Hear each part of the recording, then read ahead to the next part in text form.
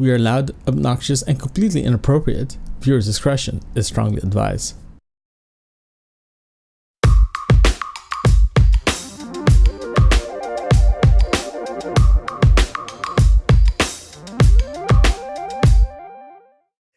Okay, we are officially recording now.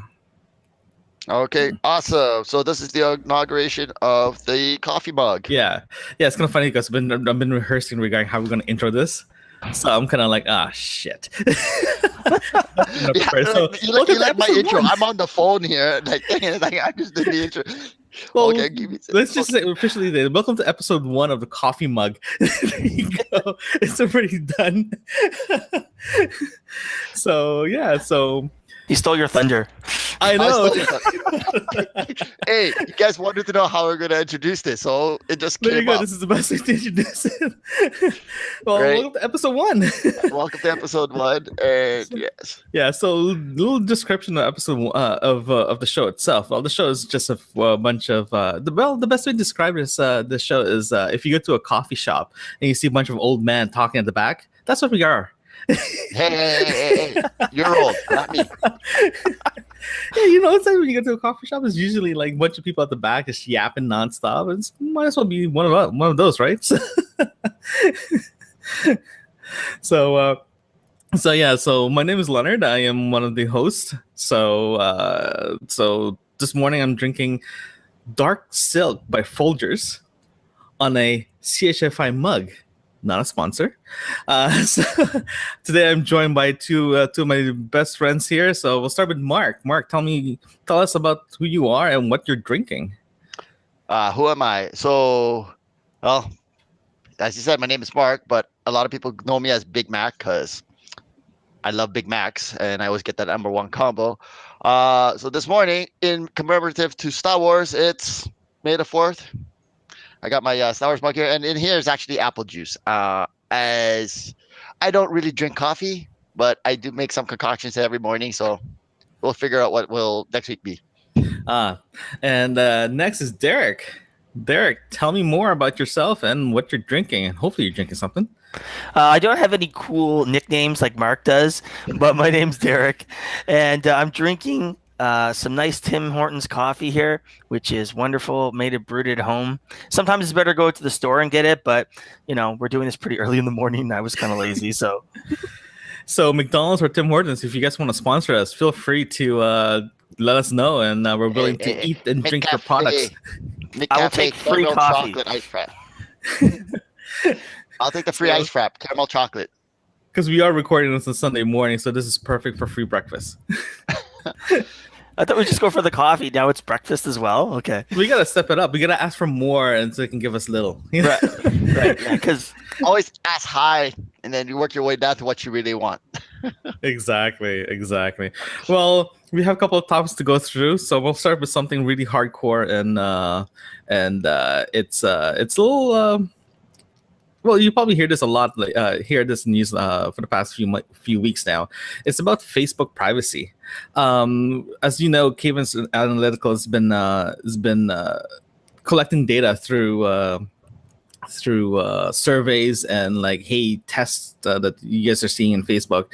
After all that has happening, Facebook got in trouble, and they ending up telling them to smarten up or else we'll regulate them. U.S. Congress. So what they ended up doing is the EU ending up changing their laws regarding privacy. So now when you say, hey, I want to delete my Facebook account, they have to delete everything. Before, they'll just keep all the backups and they'll just use your data anytime they want. But now they can't. So that's a good step forward for privacy. But the question I have for you guys is, does this change your perspective regarding privacy in Facebook? Does this change the way you post stuff to Facebook, or are you guys actually thinking about deleting your Facebook account or even just minimizing it? Well, for me, I would say I'm active on Facebook for certain reasons. I mean, I like it because I still keep in contact with my family across the world. In regards to privacy and what's going on, I mean, I read what happened. I'm still trying to wrap my head around it, but in a sense, it doesn't change it's not gonna change the way I use it. Like, I mean, anywhere you go now, like I can go to Google and I'll be surfing the web, and next thing you know, I'm getting pop-ups from Amazon and everything like that from stuff that I've searched before. So, uh, anything that I do, it's all open to, it's all open right now, right? So, does it make a change? No, it doesn't. Derek? How about you, Derek? Well, I use Facebook. I probably don't use it as much as Mark does. I use it mostly to keep in touch with classmates that I haven't seen in a long time from school, family and friends to that effect. But I don't look at Facebook as all or nothing medium as some people do, to be able to use to put what I have for lunch on there, or what the dog did last week outside that was funny. Yeah, you could post funny videos you find and things to that effect. But I think when we're talking about Facebook, it's you, and you're choosing to put certain information on Facebook, what you want to put out in the world. And for me, I don't want everybody in the world to know what my dog did last week that was pretty funny. Perhaps I want the network that I have to be able to see that. And I'm sure Mark uses it for a number of different reasons, for business and so forth. But in Mark Zuckerberg, see, I even messed that up. The Zuggy. We'll just call him Zuggy. Zuggy. In his testimony at Congress, I actually really, as much as this sounds funny, people expected him to deal with a lot of hard questions. And his point was quite clear, to say that you have the control of the information that you put on Facebook. And that's very true. I don't disagree with him on that point. I think that his point to the most congressmen, they were saying, are you going to protect our privacy? And his main point was, you have to protect your own privacy. You have the choice to put it on there. Now, that's not to say that their business model doesn't harm people, because he's going to take everything that Mark puts on there and they're going to make a profile about him, and they're going to sell that information to another company. And they're going to use that to use marketing to go after Mark and so forth, depending on what he wants. And I think that for somebody like Mark, he doesn't mind that. And for me, I don't really mind if somebody knows that I want to have some popcorn from the movies or something to that effect. But I don't think I need them to know what my dog did last week. You get my point. Yeah. Oh, definitely. I mean, again, like the argument came up. Well, do you want Facebook for free, or do you want to start paying for Facebook? Well, one of the questions that one of the senators actually asked him is like, if you guys are, he blatantly asked them, hey, how do you guys make money? Through advertising. Perfect. So how do you guys do your advertising? We collect data. So the question is like, how do the user give permission to collect that data? Of course they did. That's why they said, do you agree with the agreement in the Facebook? Yeah, perfect. But do they have a right to sell that information? If they do sell that information and use it to impact, let's say, the election in the US, right? Is that the right way to do it? Or is it just Facebook try to make a money because they have a shareholders that they have to report to, right? So in my opinion, if someone asks me after all this is happening, if I still use Facebook, it's like, before even I say, yeah, it did affect how I use Facebook. Am I gonna cancel my Facebook account? No, because from both of you guys, I use my Facebook to communicate with friends and family around the world, right? And that's the only way I can remember people's birthdays. So it's I use the Facebook as a tool, but would I start removing stuff from Facebook because of privacy? Yes, right. There's actually a new feature now to download your history in Facebook. I'm thinking about doing that now, and even just erasing every single history of my account, because you have that option now, and it will definitely make my account a lot more bare bones. And it will affect how they advertise around me, but I don't really care how they advertise. If they decide to put advertising on Facebook to pay their services, fine, I have no problems with that. And if they want me to pay for it to get ad free, I'm not going to pay for it. It's like saying, if someone asks me, "Do you have cable TV?" It's like, no, I don't. And it's like, why not? Because I don't believe in paying for cable TV plus showing ads in the same time. You know what I mean? Because I'm already paying for that. Why do they have to show me ads? So I'd rather watch it streaming and pay for Netflix, for example, right? Well, again, I mean, regarding, let's get back to what happened with Facebook. First of all, Facebook, the whole scandal was Cambridge Analytical lifted this information without anyone's permission. Yeah, well, granted, So it's not like Zucky and Facebook decide, okay, we're gonna sell you this information, give this. No, Cambridge Analytical basically went in and used an app to grab everybody's to create a psychological profile of all these people, to properly to properly give them apps to information about the election. Now, in regards to everything else, yeah, I mean, we signed, like, we agreed to the terms of service agreement that, some of our information is going to be kept private.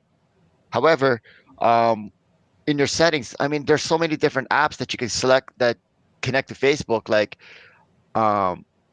just for example, like, I have these games that I play on my phone, and they ask me, how do you want to log in? Do you want to log in with your Google account, your Facebook account? And I've logged in with my Facebook. So now it's connected to my Facebook, and whatever information that I do with my games will come up onto my feed, because that's how I set it up. And it's just like what Derek said. It's like the way I've set up my Facebook, I set it up for my way. Now, do I like seeing ads that don't pertain to me? No, I don't. But that's why I make sure that I fine tune my settings to the apps that I want. Like, if you see my feed, I get a lot of feeds for games like Overwatch, PUBG. Why? Because I'm a gamer. And here's the question I have for both of you guys, though. So do you, when, for example, if someone asks you, hey, do you want to log in, or you started a brand new account, let's say in Twitter, and it's not Twitter, but if you ending up saying logging into like a service provider, let's say, if they ask you, do you want to log in your Gmail or Google account or Facebook, or use your email, what do you guys normally choose? Because I choose email. I don't use any of that because of, again, for privacy issues. I have used it for a couple things for Facebook, but generally speaking, when you get the option to link it into Facebook, I don't link it in. And exactly for that other question about privacy, these companies will source the data and they'll target you. And for people that put everything on Facebook, they're obviously able to have a much larger, clearer idea of who you are as a person and what ads can be targeted against you. But for myself, as you do, I only do email. I think that giving that control back, because your email is still secure. Facebook is secure, but everybody's seeing what you're posting on there. So every time that Mark has a new game that goes up, they're going to know that these are the kind of games he's into. And then Facebook is going to offer him an ad that, with RPGs or something, whatever that is in that genre. But when I go on, and I have a couple of online games too and so forth, but they don't know what those are. And I prefer it that way. I prefer not having Facebook know which particular games I'm into. And it's an example. It's just games, yes. But the same thing can come true for political affiliation, right? If you're a liberal, if you're a Democrat, whatever that might be, I don't necessarily need the Facebook to know that, because then what's going to happen is those targeted ads on Facebook are going to go towards that political party. Yeah, no, I agree. And we're not going into the political side here. We are in Canada, so we do have a 3-party system here. So it's I agree. If you ending up saying yes, I am a supporter of a party, and you did post that on Facebook, everyone's gonna know that, and they're gonna start targeting that. It's literally taking what you post, collecting the data, send it out, and selling it. And we just officially lost Derek. So. Lost him. Okay. Okay. Hold on. Yeah. So, Mark, what do you think? Well, I'm trying to get in touch with him. What do you think about them collecting your data and I just lost Mark and I got Derek. Yeah. No. Everything froze there for a second. Yeah, I just lost Mark. Oh, there's Mark back. I was about to give you guys a call. I think there's a buffering problem. Okay. Yeah, because you just stopped mid-sentence. It was funny. Did I? Yeah. All right. Sorry, you guys both got cut off here. Oh, okay. That's kind of weird. Okay. Well, you gotta love Google. Thanks, Google. Well, no. Let's go back to what Derek was saying. Okay, so you asked the question, like, what do I do? Well, depending upon what it is, like I said, I'm a gamer. Most of my games that I get, yes, I like using my Facebook account. I link it to my Facebook account for one. is that if I change devices or I go to, say, if I'm on my tablet or if I'm on my phone, my saved games are on both areas because it's on my same Google account. Oh, sorry, my Facebook account or my Google account. Uh, when it comes to other things, I usually go with my email, just because, yeah, I do want certain more privacy, and I actually have two different emails to use. One for where I know I'm going to get all the spam from, and then my main email where I get all my personal stuff and all my business related stuff onto it. And again, the way I use Facebook, yes, I'm one of those guys that, who, as you know, Leonard, I'm sort of a foodie. So every time I go to a restaurant or a new place that I've tried out, I like posting things that, I'm trying out for the first time. And then I also I do a lot of fishing. So yeah, I also use my Facebook, my Instagram, even my Twitter account to help with my fishing because I do tournaments. I try to help out my friends who have sponsors. I try to help them out, to get them the exposure. So yeah, my use of social media is quite different from other people's and from yours. So I already know and I've already accepted the fact that, if I post something out there, it's going to be used to guard. Oh, we just lost Mark. I was about to ask him a question. I was like right there. Let's see if he comes back. Well, okay. Well, while we're waiting for Mark to come back, what in your side, Derek? What do you think about like, for example, because you said you don't post as much. If you do, it's pretty limited. Are you afraid that that company like? Oh, he's back. So hold on, Mark. Before you finish that thought, let me just finish asking Derek a question here. The question I have is like, would it if you're posting stuff in Facebook, are you afraid that Facebook will collect it and just sell it, and next thing you know, you'll start getting your information or your photos or anything like that gets posted to, let's say, hey, Derek is actually Derek is your friend. He's eating. He went to Chipotle or he went to Taco Bell. He ate this. Would you want to like this the same thing? Next thing you know, your friends get tagged. Well, let me bring up another point that you're making here, and the other additional point. How many people do you have in your Facebook, Leonard? I cut it down to 200, and yes, it's 200 people I do talk to. See, here's the thing: I only have like maybe 40 or 50 people on my Facebook, and those people are people that I don't necessarily get a chance to talk to in person. Like, my close friends are on my Facebook, of course, but I don't prefer to go on Facebook and message them and ask them how they're doing. These are people that live far away, and I think those people that just add you on Facebook just to add you, and they have like 1,000 people or whatever that is, you don't have the ability to talk to all those people. And so you may have met this person in passing 5 years ago, and they're on your Facebook, and you're putting out all this personal information out there. And I'm sure Mark's not worried about people knowing what fish he caught and so forth, but that person, depending on who they are, knows more about you than, or as much about you as your personal friend because of the stuff. And I'm talking about a very heavy user of Facebook, right? Well, here's what happened. What do you guys actually? Here's the question: is like, if you have a photo, if someone take a photo of you, and they tag you, okay, if your setting is defaulted in Facebook, as far as I know, if it's been defaulted, this means everyone can see your photos. Been another, like, for example, Derek, you take a photo of me, you tagged me. If my settings default, this means everyone can see that Derek tagged me. Okay, I think you're right. Yeah, like, to be honest with you, that freaked me out the first time, because I got people tagging me and liking the photo that I haven't even met this person before. Like, for example, you tagged me in a photo, I got like 60 degrees of separations like all over the place. It's like, oh, like this photo, like this. Who the hell is this people? And it's driving me crazy. Is that I shut that off for that reason alone, because that was like, God, 5-6 years ago, 8 years ago. That's when I noticed it, and that's when I'm like, okay, this is beyond private. This is issue.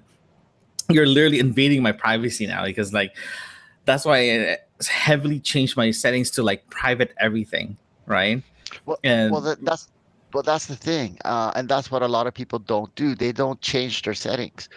They feel that, okay, well, once I put it on Facebook, it's only on me. Nobody's going to like, I'm going to be safe. Well, and that's the whole misconception about everything. That's like you you post something online, and even if you take it down within a couple of minutes, well, guess what? It's already out there. Somebody has a copy of it. Um, you can only Your privacy setting is based upon what your personal issue, what you wanted personally. Um, and I understand about you what you're saying about being tagged, because I'll get tagged uh, on photos where I don't even know the person, but because I'm at an event and the person I'm with knows me, so they tagged me. So then it gets, again, it's all about um, spreading your awareness across social media, making a name for yourself. And like I said, for branding issues, that's the one thing that you want, yeah, I right? agree. Um, and again, it's all about how you use Facebook. You guys talk about how many friends you guys have. I just checked mine. I I used to have 1,000. Now I'm down to 528. Right? Yeah. But Well, for out of 528, let's how many people do you actually talk to, or not talk to us in the sense that you know this person, I don't want to say intimately, but you know this person well enough that you're comfortable inviting them to your daughter's birthday, for example. You know what I mean? It's like for me, that 200 people on my Facebook does not mean that I know them like well, yeah, no, intimately, right? I So mean that's true. 528. I have 528 friends. From those 528 friends, I could say like 50 of those are my closest, yeah, close family and friends and all of that stuff that were, if I was gonna have a party for my kids or a big jam, yeah, I'll be inviting them. But then again, this is social media, and like I said, for branding issues, those other 400 plus people that I have uh, are people that I need to see that, well, these guys are wearing a company's product, right? For So are you using example, them to disseminate information then? Is that sort of you're using their network of people to disseminate whatever information you want to put out there? I mean, it's like YouTube. For example, somebody post the video. Now, the more people that sees that video, the more income they'll generate, right?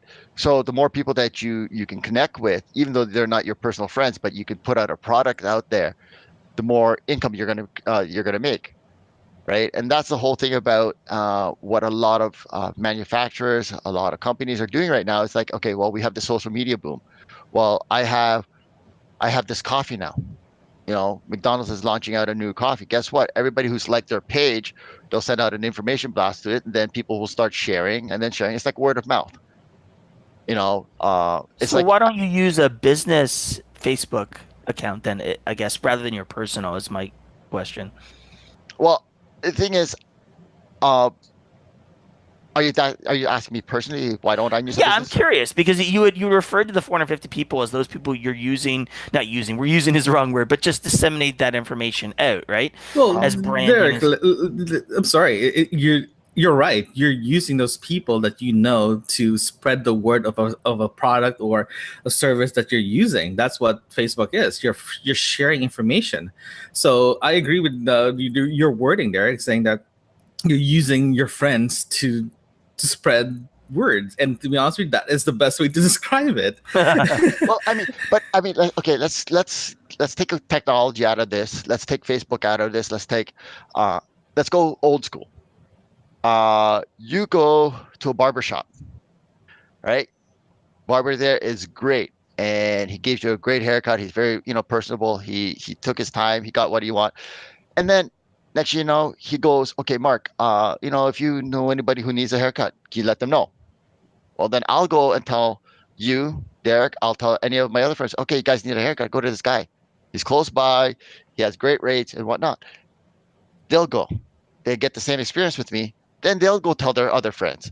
So even before social media came out, we already were using the word of mouth tactic to get business across to other people, right? again, lawyers have done it, doctors have done it, real estate agents have done it. It's like, you like my service? Oh, if you know somebody who wants to buy a house, give them my card, right? And that's how it has always been. So social media just takes it to another level because you can reach more people in one go than it was before, right? I could put one post up. I've just reached 528 people. Well, here's the thing, though. Here's a question for you, though. Do you post something that you haven't used that service before? I'm sorry? Have you posted something that you haven't used that service before? For example, you saw something in the street. Hey, this looks good. You're just going to post it. No. Next scene. No? Derek?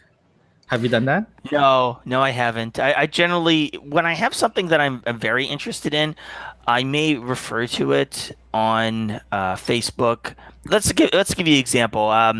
Those cat videos, those dog videos, those cute things. When it really tickles me, I'll share it to my friends. But I'm one of these people that would share everything that comes across my feed because I think that's overwhelming people, and that's not who I am. I don't want to overwhelm them. They'll be like, "Oh, Derek shared another cat video. It's crazy," But if it really tickled me, and I think it'll make them laugh because, again, these 40 or 50 people that I know them well, and so I'll know whether or not they'd be interested in that content, right? So you guys never shared something you guys never used before, or even recommend? Like you just saw, like, oh, this looks pretty good, so you just shared it. But that's a dissemination of the whole business piece as well, right? For a business, that makes a lot of sense. But for your own personal friends, where is that tipping point where you're overwhelming them with information or becoming, I would even say, to the point of a nuisance? Because I've heard of people on Facebook that other people feel that way. I have a few people on my Facebook that are very into Facebook, and the majority of my feed is with them putting every little thing on there, right? Yeah. No, I mean, I have the same standpoint as Derek. I don't want to be overbearing to all my friends. Like, I'm sorry to say, like, I mean, I have some individuals on my Facebook that, every day they have to force or to keep reiterating their political views, and that's their right, right? And then, I mean, I'm friends with them on Facebook, and every day they have something to say. So, and that's them personally. I'm not like that. I will post something that, if I've used something, or if I've know about something that I've actually used in the past, or I've actually know information of, yeah, I'll post it and I'll share it. Again, like, I mean, you guys, Leonard, you're on my Facebook, and you notice that there are times where I'll post something up on a site that I'm part of, like G Tribe, gaming tribe, the Gamers Tribe, or I'll post something up on a game because I've played that game, or if I use the product, like a lot of the stuff I use for my computers, I'll share and post it because I have personal experiences with it. But other than that, if I'm walking down the street and I see, hey, look at this camera, well, I'm not going to post something that I don't know about the camera. Just because, again, somebody will start asking me questions and I'll be like, and I don't want that, right? So. Okay. So, oh man, I just totally lost train of thought. I got a question to ask you guys. I just don't remember what it is. I still don't remember the question I was going to ask Mark before he dropped off. Oh, sorry. I think I was ranting for about a good 5 minutes and didn't realize that I was disconnected from this call. Oh, so the question asked, so all this privacy issue, you guys will not change the way you guys are thinking how to post your information, like even your likes and dislikes. So, I remember my question now. Would you guys ever after all this is said and done, do you guys actually consider not doing surveys anymore? Especially because I know YouTube does ask for surveys when you watch videos. Facebook does it all the time. Would you, or even Twitter does it too now? So, but the Twitter's Q&A or even their surveys is based on the users. I can post a survey in Twitter pretty easily, and the information goes to me, and also to the world.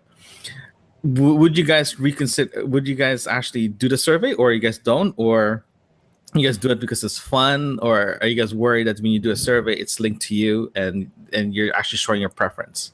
Like, for example, political political affiliation, because as soon as they say what are you, liberal, NDP, or PC, as soon as you press something, they know exactly what your political affiliation now. Now, are you worried that's going to affect you in the long run, especially trying to look for a new job or getting a loan, because they can actually get that information now? You know what? When it comes down to surveys, because I was in customer service for 5 years, and a lot of what surveys do it's used to try to improve your business model, your websites, your actual overall service.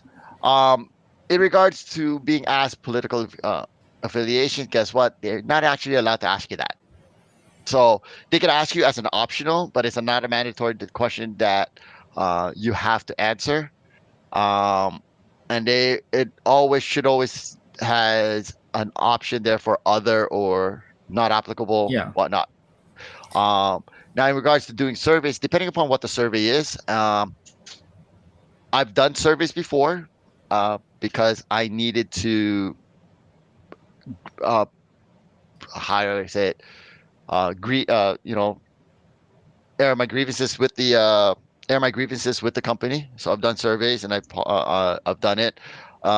Certain surveys I just don't do, and if there's a survey and if I can get a discount on something, I usually do it. Well, those surveys are actually beneficial for you because of the company directly, but we're talking about using social media, asking a survey, and that survey that is going to go to an analytical company and process it, and they can actually sell that information out. Well, no, they can't sell that information. I mean, you have to read. Here's an example, though. You have to read the fine print. Here's Do you ever read the fine print? Yeah, do you ever remember the fine print is 20 pages long? Will you actually read it, or you'll just you scroll down all the way to the bottom? It's yes, I agree. Right, so you're agreeing to something you never read before, right, and next year you're surprised again, right? And that's why everybody gets surprised. Well, I never agreed to this. Well, you read the fine print. Yeah, I have a tendency of reading fine prints. You are a minority, my friend. You are so in the minority. Well, if you know me, if Leonard has known me since high school, and I'm very literal and very direct as to what I want to sign, and I don't. Old school, never sign a contract that you haven't read. Yeah. Well, right. Again, we grew up in a world that paper was still a norm for us to read that contract. But we're looking at let's just say we're looking at millennials now, or even just generation below us. Generation X? Yes. Well, I'm Generation X. I don't know about you guys. You were the old man. But we're again, the generation below us, they have a tendency just to skip all that fine print, and they'll just be surprised, right? So we're looking at the 99.9% of the people out there that will skim it and be surprised at the end, right? I understand. I totally understand it's their fault not reading it. Right, but with a company like Facebook or Twitter or okay, just anybody, all the companies out there, do they have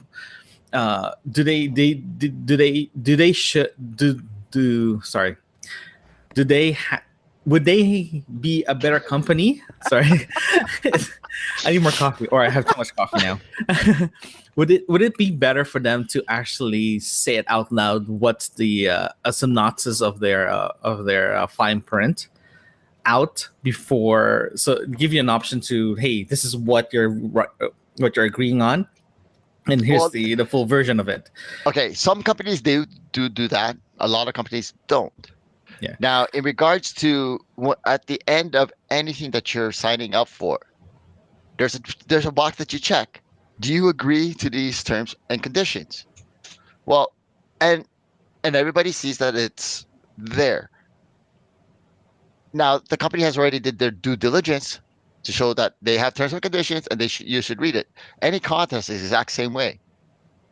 If somebody decides to say click I agree and then click on OK and not read it, well, the companies themselves can't be ask for anything more. Why? Because they've already done what they did. Now, unfortunately, a lot of people have been sensitized to terms and conditions. Like, oh, okay, I'm just going to click on yes, yes, yes, yes, yes, and then go and click on OK, just because they're lazy and they don't want to take the time to read it. I mean, if you actually read, I have on my screen right now Facebook's advertising measurement and analytics services, non-personally identifiable information only.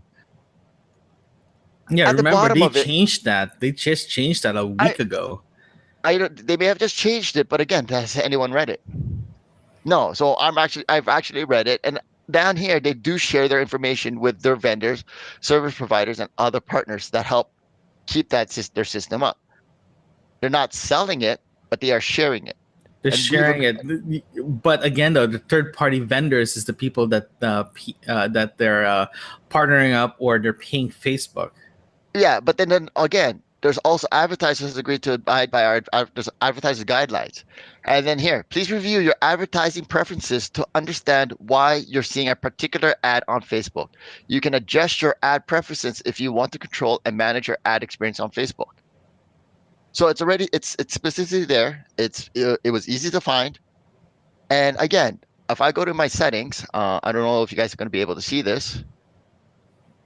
It's due for privacy reasons. We don't want to look at it. Yeah. Well, I'm just saying, like, underneath settings in your app, in your apps and websites, there's a list of active apps and websites that uses your Facebook and has access to your profile.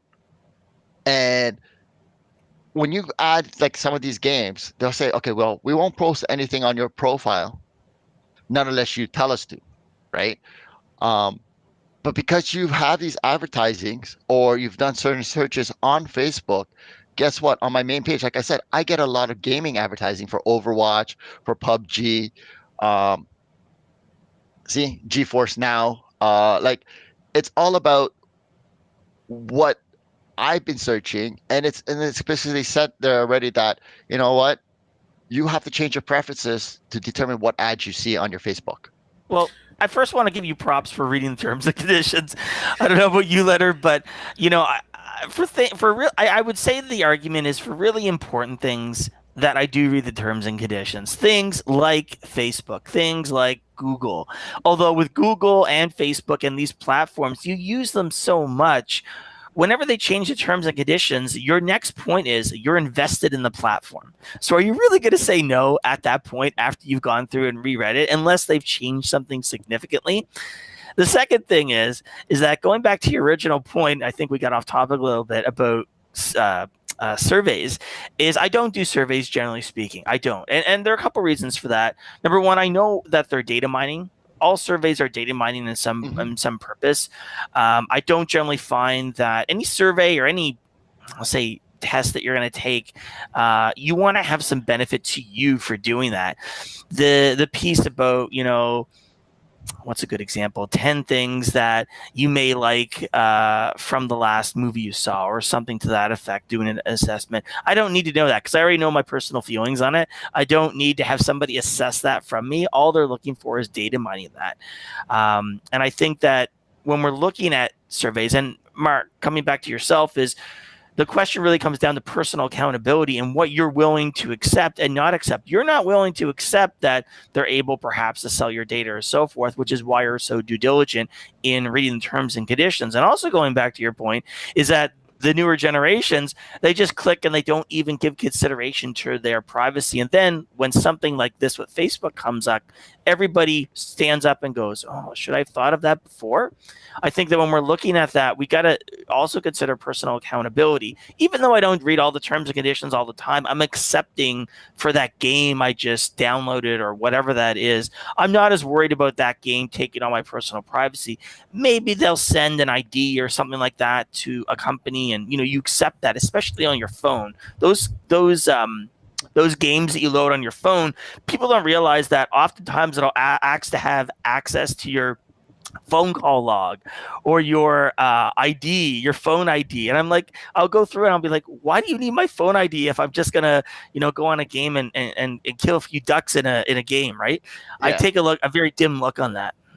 Well, and that's what I see. Like, I mean, I'll download a game and it'll ask me, oh, we'll need access to what? And it's like, okay, we need access to your contacts, your photos, to whatever. I'm like, Then I go in, I actually check them off, and if it allows me to install the game with those things checked off, great, it stays on my phone. But if it doesn't, well, I'm not gonna. Boom, the game's gone. Okay, here with that point though, because if you actually look at my phone itself, Yeah, your phone's an. You know what? yeah, we're not gonna go there right now because this is gonna be the longest conversation we're ever gonna have. For me, because okay, fine, let me just say it. I'm an Apple user. Screw you all. But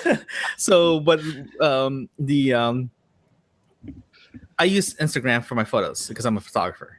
Mm-hmm. If you actually look at my Instagram, the photo app does not have the right to access my contact information and my photos and my camera. Okay. If you look at my Facebook, it does not have a right to access my contact information and my photos. Mm-hmm. Okay. Two reasons why I did that. Even my Instagram, even Facebook doesn't have even access to my microphone. I shut them all out, right? Because if I'm going to take a photo, I'd rather use a photo app that I know that I trust. Then I upload it, right? Same thing for videos. Same thing for any audio files that I'm not sending out. I'm doing it that way, right? The question I have for both of you guys: do you guys actually have those settings on? If you take a photo on your Instagram, do you guys use your photo app built into your phone, or do you guys use the Instagram photo app to take that photo? Because as soon as you do that, you're literally giving that app permission to get into your personal information on your phone. Do you guys have issues with that? What I do first, I take the picture, then I go to my gallery, then I share it. I don't do anything through Instagram itself, nor do I take a picture on Facebook and set it up that way. Yeah. I always take the picture first, then I use the apps. I do the same thing that Mark does. Yeah, I do the same thing. Okay, do you guys doing that way because of privacy issues or because the app is shit? No, I think it gives us greater control over it gives me greater control because I get to choose. Well, it's easier for me to try and find a picture that I want to upload. Yeah, way. Oh yeah, I agree. Yeah, I mean that's the main reason. It's like ease of use. I know where my picture is. I know exactly where to look for it. I get it. Hit share. I know it's a few extra steps, but for me, it's something that it doesn't bother me taking the extra 10 seconds to go into my gallery to choose the picture that I want. Yeah. Right. How about your contacts? Do you give permission to those apps to get, or in other words, any apps that you guys have in your phone? Do you guys give permission to access your contact address book? Depending upon what it is, like WhatsApp, of course, you need to allow you to have access to your contacts, or so that you can use WhatsApp as a communication and video chatting and messaging each other. Instagram does not have access to my contacts. It only has access to my contacts of whoever I already added to Instagram. Derek? I agree with Mark. I have it for WhatsApp, and that's pretty much it. I'm not a huge app user, but I think the other part is when you download a game, just say like a Boom Beach or something like that, and it's asking you for your phone contacts, the first question you have to ask yourself is, why is this app doing it? WhatsApp makes sense. They need to have access to be able to make a call if, you're trying to call that person, or have access to the email, but there's no reason for a gaming app to have access to your contacts in your phone. Definitely. That's what I said. Like, if it's asking access to my contacts, it's like, oh, done. You're not even going on my phone. Yeah, it's kind of funny because when you guys said what you use, WhatsApp has access to your contacts. Mine's the opposite. WhatsApp doesn't have access to my contact list. I actually enter the phone number by hand. Wow. It's modern technology. Let's just use it, okay? Okay. Here's the thing. How many people do you have in your contacts? Oh God, because I have suppliers and all that stuff, a lot. Okay. But here's the thing though, because my contact information does not reside, it resides in the iCloud, not through my Google, but my calendar stays with Google. So everything's like because I need backups for everything. I don't want to put everything in one platform. Mm-hmm. So mine's like all over the place, but it works from my end. It just consolidates straight to my computer. Or to my phone. Well, I mean, everything is also consolidated in one end for me as well. Like, I mean, everything, all my contacts are backed up onto Google. My Google Calendar. Unfortunately, it's not on my phone. I leave it but I have access to it if I need it. Um, like again, email and everything like that is also accessible both on my PC, tablet, or not. Yeah. WhatsApp for me, it's just because the people that I use WhatsApp with and my personal contacts, it was just a lot easier just to have um, WhatsApp have access to my contacts. Why? Because it could also vet out all the people that don't have WhatsApp, Mhm. right? Plus, the So- encryption on WhatsApp is a little different than other messaging apps. They do have encryption. Oh yeah, well, according my to mess- Zuggy, that he's making sure that WhatsApp is a separate entity. But I'm not sure if you guys found out the founder and the founder of WhatsApp actually just quit, saying to Facebook, "Screw you guys, I'm out of here," because there's a good chance that they might change the encryption portion of it. Mhm. Because before, people are going to WhatsApp because it's super encrypt, and they refuse to give the encryption out to anybody to have access to the people's messages and information. When Facebook bought WhatsApp, they said they're going to keep everything as is. But now everyone, all the tech journalists are speculating because this guy left. I can remember his name. There's a good chance that will change, right? That's why China can't use WhatsApp. No one's allowed to use it because they're encryption. They refuse to give it to people, right? Well, Because China again it's a completely different story regarding Yeah. social media. That's So- another topic for another day, guys. That's yeah, another thing.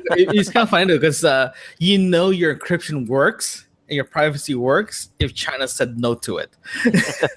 Well, of course, because I mean, China itself, like I said, yeah, like Derek said, China's just is a whole topic on itself on social media, Yeah. and it's more of a political thing. And honestly, it's something that we could sit down and talk about it for hours, and it's something that I really don't.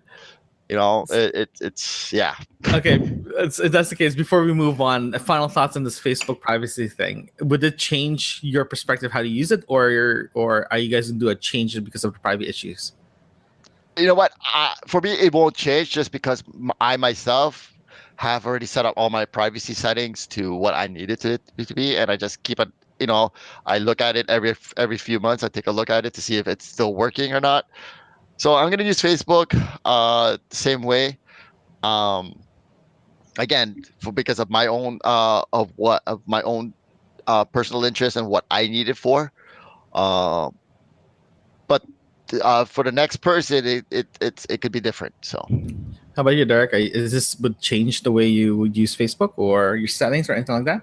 It won't change the way I use Facebook. I mean, when Facebook first came out, I saw for what it was, and their market, their ability to make money is on advertising. And so you are the resource, you are their moneymaker with Facebook. And so I use it as a platform mostly to keep in touch with friends that I don't get to talk to. And I don't object to anyone who uses it for their business and all that piece. But I come back to the point that Mark Zuckerberg was making, or Zucky was making in his testimony, was that, you know, you have the control over it. It's personal accountability. And as much as we're mad at Facebook for allowing the data to go over, it is personal accountability. And I think that that's the message that really should have, more than anything else, come out of that Congress interview of it with him, right? Interview. But I'm going to probably use it the same way I always have. And I don't think it'll really change. Okay, I'm going to be the opposite. I'm going to, because I have two Facebook accounts. One's for my photo company, photo business, and the other one's for personal. So I'm going to do a little experiment. I'm going to download my information and clear my history and see what happens. If this is going to change my the way they advertise to me and how they're gonna push advertising to me. I just want to know how it's going to look like, because people are already doing it. They said that it literally changes the way Facebook gives you information. So I'm very curious. So I'm going to clear my history and see what happens. Should focus on one topic then. Just do one topic constantly, so that's the only thing on the page. Yeah, that's what that they when do. they say advertising, you know it's what they're doing. you know what though? I mean, to be honest, yeah, of course it's going to change, and everything changes whenever you make changes to the way that you use something. Of unfortunately, advertising is what makes a lot of these things be able to run and keep going. You brought up the whole thing about cable TV and you don't want to see ads. Well, guess what? The studios that make these shows require advertising so that they get money to be able to afford to make these shows. I have no problems with that, right? Advertising portion of it. So I mean, you go with cable and you're paying a cable company to provide you with all this content. It's the exact same thing as you. Well, guess what? I got to go with Netflix, and I'm going to pay Netflix to give me all the content that I want. That's ad free. Well, so people have, again, people have choices. Do you want to watch your show that you want to watch The Bachelor every week? Well, you got to get cable. Even if it's basic cable, you got to get it, right? Do you want Netflix and to watch all the movies that you want? Well, you got to pay for it, right? If that's the case, if that's the case, though, like, do you pay for cable? Yes, I do. Okay. Do you see advertising between your show on your shows? Yes, commercials. So in other words, theoretically, you're paying twice.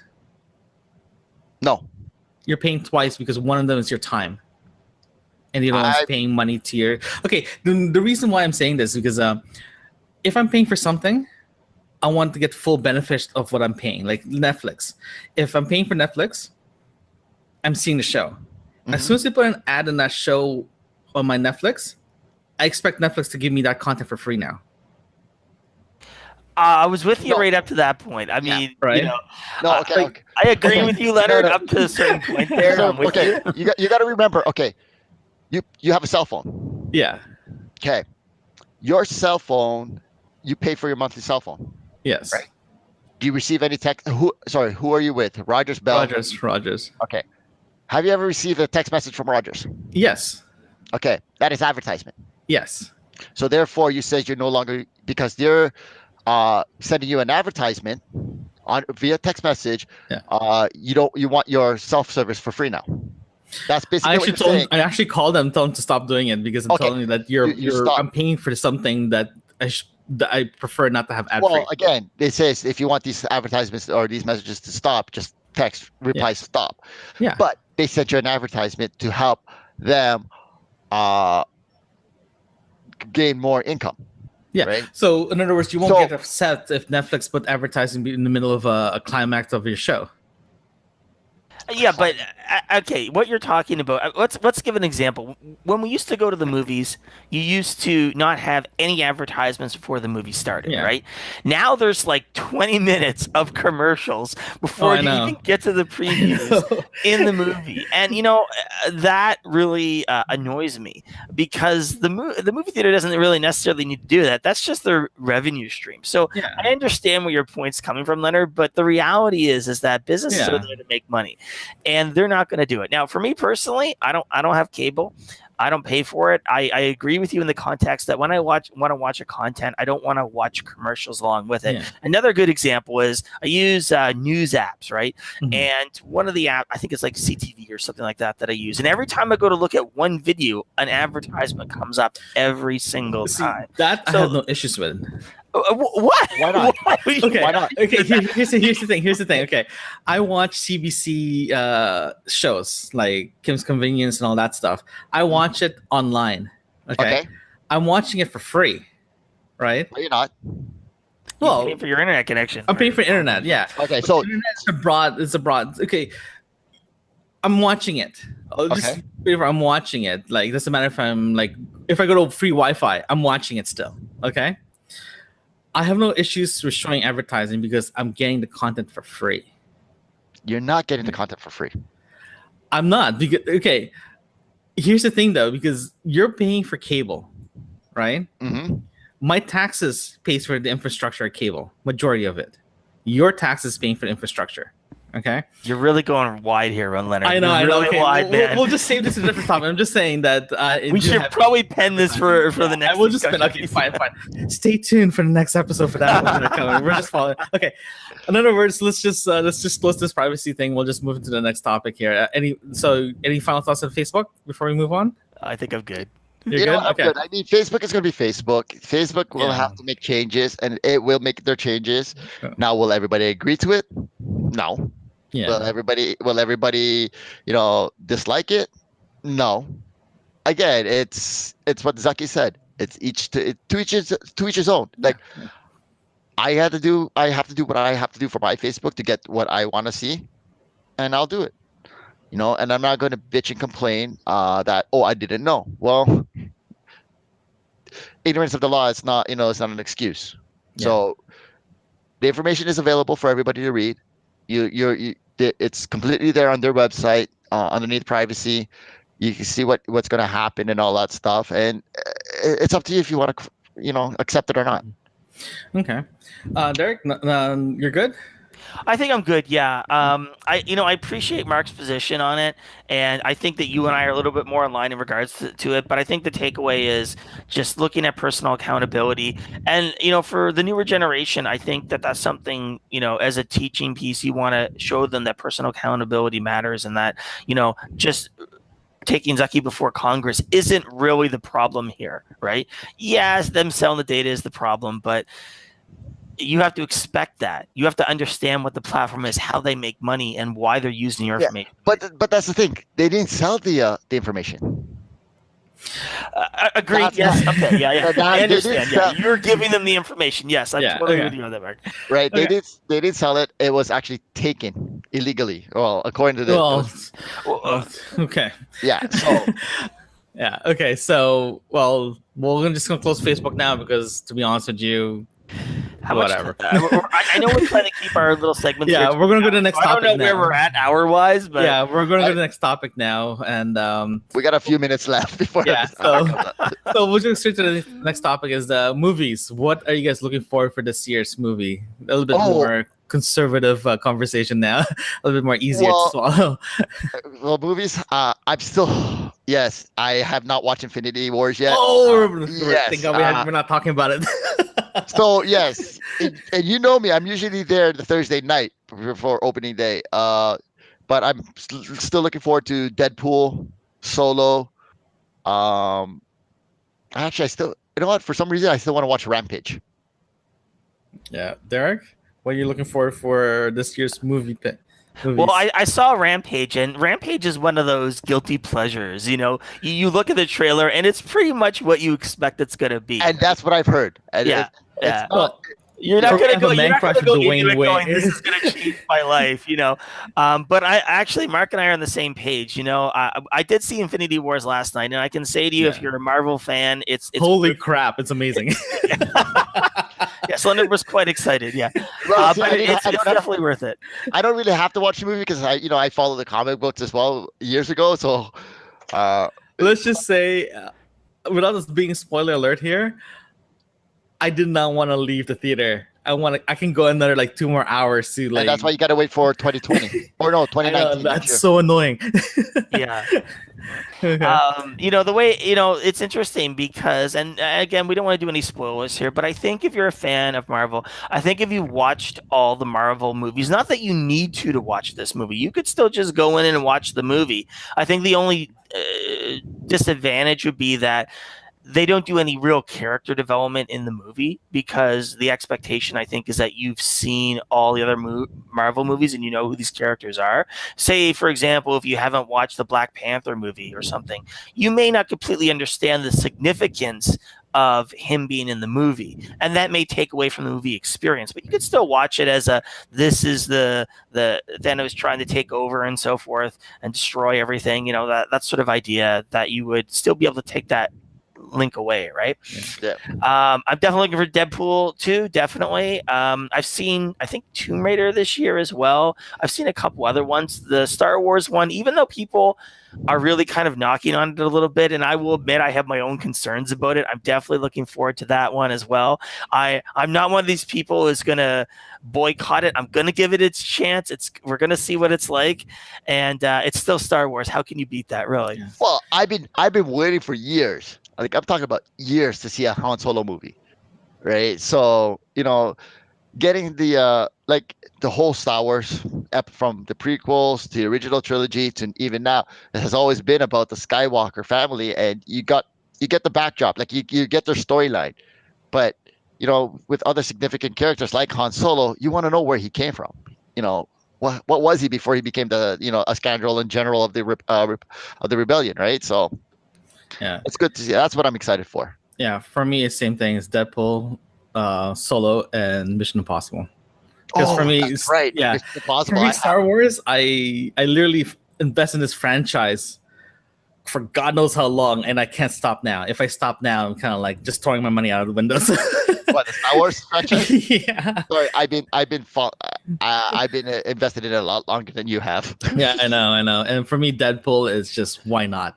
Because it's like screw you to everyone, to all the all the comic books out there. It's like all the PG-13 stuff. You know what? I'm gonna do a comic book movie. I'm gonna make it rated R. Why not? But I kind of like that. Have the experience though. I want to have the experience of being in the movie theater, because you think about those guys that are back in 1977 and they watched that opening scene in the original theater. You didn't have that experience. We know people. No. We are not that old. I'm sorry to say, but I did watch the double bill, Star Wars and Empire Strikes Back, like A New Hope and Empire Strikes Back in 1980. That's when Empire Strikes Back came out. I stood in line for a long time with my dad, my sister, and my cousin to watch the double because it was Star Wars. So I got to experience watching Star Wars A New Hope in the movie theater in its original format back then, as well as Empire Strikes Back. And then in 1983 for Return of the Jedi, I stood in line for that. Then for all the prequels, I stood in line for that. And even now, all these new ones, I don't have to stand in line anymore. I just, pre-order my ticket on Ultra AVX and I just go in. Yeah. So new topic's going to be another show about Star Wars and the history of it. That'll be another one, because I know the three of us could talk about that for a very long time. Oh yeah. Plus, we're kind of geeky enough that we'll go straight to canon for this one. So. True. Well, no, see, canon. Again, are you talking about canon now, canon, or legends? Legends. Legends, I can go way back. Canon, I got to catch up on all those books on the new canons, like Aftermath and all these other books coming out. So that's another topic to talk. That's a long time. So okay, last part. Tip of the week, guys. Tip of the week. So who wants to go first? Tip of the week or gear of the week? Whatever you decide to show off. Okay, so I am showing off GeForce Now. So what is for GeForce us non-gamers? Tell us about it in a very 1 minute. It's basically you could change any Mac or PC into a high performance gaming rig using NVIDIA's cloud-based GPUs. Well, I'll have the link for you in the description. It's basically you can play as long as you've purchased the game, you can play any game using NVIDIA's cloud system at high resolution. It's like a high-end gaming system. So I'm doing my testing right now on it with Rise of the Tomb Raider, because Rise of the Tomb Raider has its own benchmark settings, setting on its own. So I'll have some more information. But right now it looks pretty cool, and I think it's gonna do wonders for the gaming scene. Yeah. Would that do video editing as well too, or is this just gaming? Just pure gaming. Well, that sucks. Okay, Derek, what's your tip of the week or gear of the week? My gear of the week is a small flashlight. It's an Olight flashlight. It's an SR1. It fits very securely in the palm of the hand. And the benefit to this light is that it has a high lumen count, which is the brightness of the flashlight. For a flashlight of this size, it has a lot of power, something like 550 lumens, which is a lot more powerful than most flashlights are even larger than this. It doesn't last for that long, but the compact size of it is something I really like, and I enjoy having it on me. You can fit it in the small pocket in your jeans, and you don't even feel it there. It weighs virtually nothing, and for night and so forth, the times that you may need to have a flashlight to see something, for myself, that's really important. I really like this, and I can't speak highly enough of it. It is a little pricey, but like I said, for the amount of power that you get out of it. And it does have some interesting features where you can charge it. There's a magnetic charger port here. It does have a removable battery that you can also charge as well. And it charges up quite quickly. So even if you use it up, it'll charge up within, I think it's like an hour, maybe at most, or half an hour. How long does the charge last? It depends on the lumen. So if you use it on the maximum piece, it only lasts a few minutes, maybe 10 minutes on the maximum side. The lower ones, maybe 18 hours on the lowest setting. But that's pretty good. It's like 110 lumens or something like that on the lowest setting, and that'll still work for a very long time. Okay. So it's my turn. So my pick of the week is actually... got my phone here. It's called... It's called CD Mapper. CD Mapper is actually an app that both iOS and Android. It's a navigation app for public transit.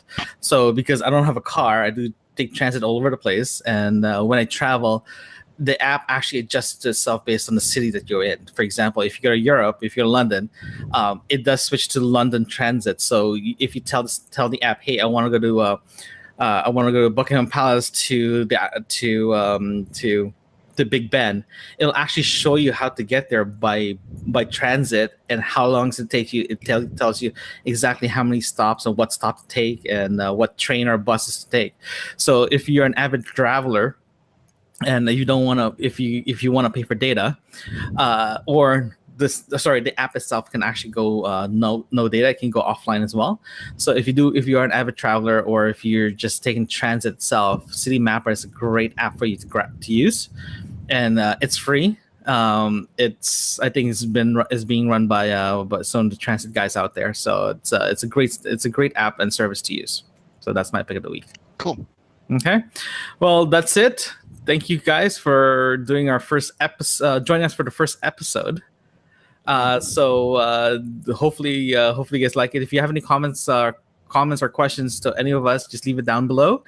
And don't forget to like, subscribe, and we'll see you guys next week.